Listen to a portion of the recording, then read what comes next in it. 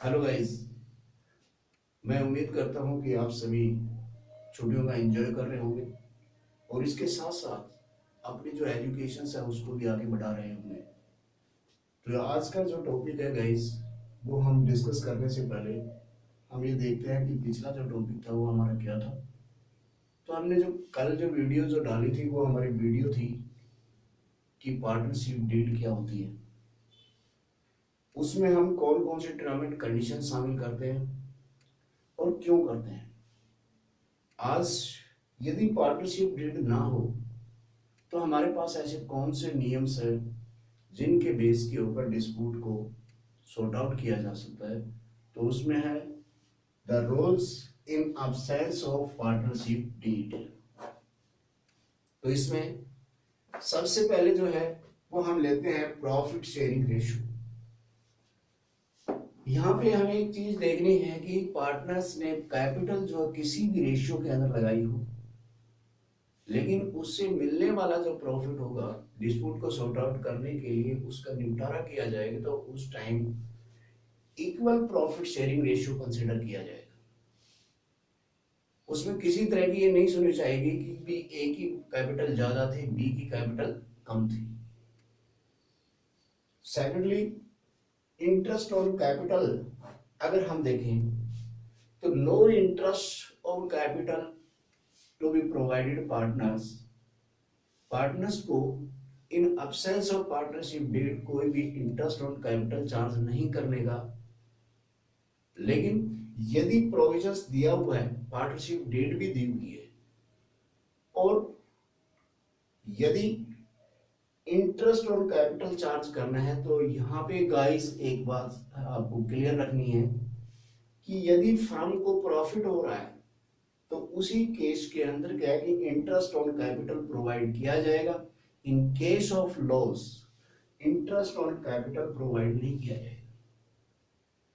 तो जहां पर भी अक्सर बच्चे क्या करते हैं, गलती कर देते हैं कि अगर लॉस होता है तब भी क्या है उसके इसको कंसिडर कर लेते हैं। इसके बाद में interest on drawings. Interest on drawing किसी भी हाल में यदि in absence of partnership deed कहा गया है तो इंटरेस्ट ऑन ड्राइंग को चार्ज नहीं किया जाएगा। इसके आगे हम कहते हैं कि सैलरी टू पार्टनर्स। अगर वर्किंग पार्टनर्स है और वो सैलरी की मांग करता है तो वो वाजिब नहीं है in case of absence of partnership deed. लेकिन अगर पार्टनरशिप डीड है तो उस अवस्था में क्या है और उसमें मेंशन है कि salary to the working partners, तो वो अप्लीकेबल हो सकती है। इसके साथ साथ हमने देखा कि इंटरेस्ट ऑन लोन, यहाँ पे गाइस ध्यान रखने वाली बात है कि इंटरेस्ट ऑन लोन के बारे में अगर कुछ भी नहीं कहा गया तो यहाँ पे 6% जो है एट द रेट ऑफ 6% ये चार्जेबल है। और यदि फर्म को लॉस भी है तब भी ये कंपल्सरी चार्ज है, इसे कंसिडर किया ही किया जाएगा। इसके बाद आगे अगर हम देखें एडमिशन ऑफ न्यू पार्टनर, जब तक अगर कंसेंट ऑफ ऑल पार्टनर्स नहीं होगी, सभी पार्टनर्स की सहमति नहीं होगी, तब तक न्यू पार्टनर्स को एडमिशन नहीं दिया जाएगा। अगर ऐसा होता है तो वो सही नहीं होगा। उसके बाद में each partners can be participate, यानी हिस्सा ले सकता है किसमें, in the conduct of business. Business के संचालन में सभी पार्टनर्स है उसके अंदर हिस्सा ले सकते हैं। कोई पार्टनर किसी दूसरे को क्या है कि उसमें हिस्सा लेने के लिए डिनाई नहीं कर सकता, सभी को राइट्स है। उसके बाद में each partners can be inspect. Her partners जो बुक्स ऑफ रिकॉर्ड होता है फर्म का, उस फर्म के बुक्स ऑफ रिकॉर्ड को तो क्या है देख सकता है, जांच सकता है, और अगर जरूरत पड़े तो वो क्या कर सकता है, इसके अंदर उसकी कॉपी भी ले सकता है।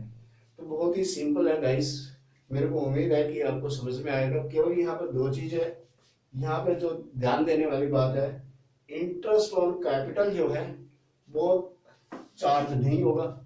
लेकिन अगर पार्टनरशिप डीड दी हुई है और फिर भी इंटरेस्ट ऑन कैपिटल चार्ज करना है तो उसके लिए प्रॉफिट का होना जरूरी है।